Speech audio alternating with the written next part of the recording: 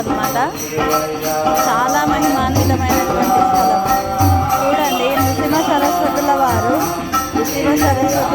ఇక్కడ కొంతకాలం తపస్సు చేశారు అంటేనే చెప్పుకోవచ్చు ఎంత మహిమ కలదు అని. ఆయన పాదం ఇక్కడ మోపాడు అంటే కర్నూలు జిల్లా అంతా కూడా, కర్నూలు వాసులు చాలా అదృష్టవంతులే అని చెప్పాలి. కానీ చాలామంది కర్నూలు వాసులకే ఈ ప్రాంతం గురించి, ఈ ప్రదేశం గురించి తెలియదు. మేము చిన్న ప్రయత్నం అన్నమాట ఈ స్థానం గురించి తెలియాలి అందరికీ అని చెప్పేసి.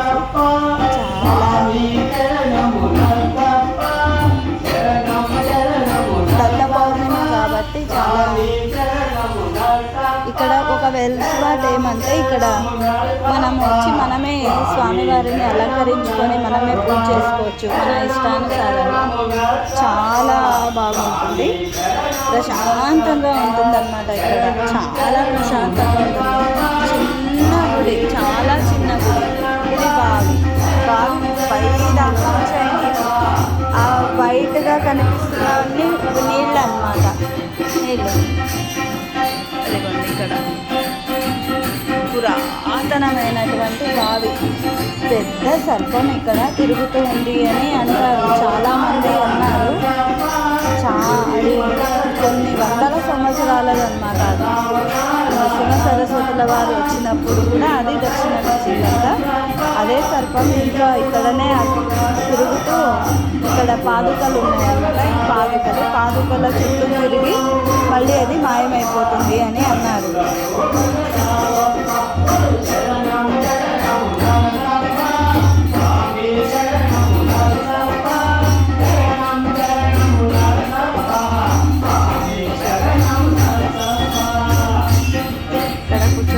మెట్లకి కూర్చొని హాయిగా తపస్సు చేసుకుంటారు, జపమాల చేసుకుంటారు.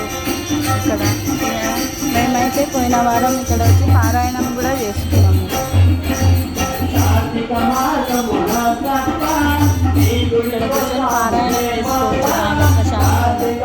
పౌర్ణమి ఉంటుంది. అలాగే పౌర్ణమి వచ్చినటువంటి మరుసటి సోమవారం, ఇక్కడ చాలా శ్రద్ధలతో భజనలు అవి చేస్తారు.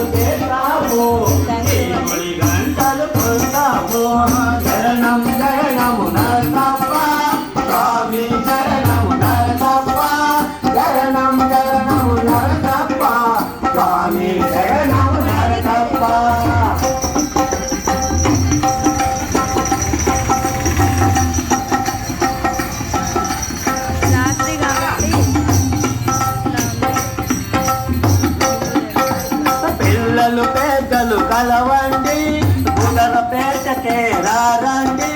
పిల్లలు పెద్దలు కలవండి, ఉదరపేటకే రారండి.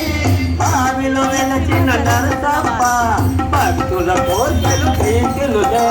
బావిలో వెలచిన నరసప్ప భక్తుల కోర్కెలు తీర్చులుదే.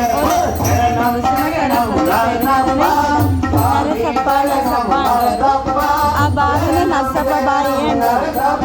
అదే అనమాట. థ్యాంక్ యూ అండి. వీడియో నచ్చింది అనుకుంటాను. Thank you. నమస్తే.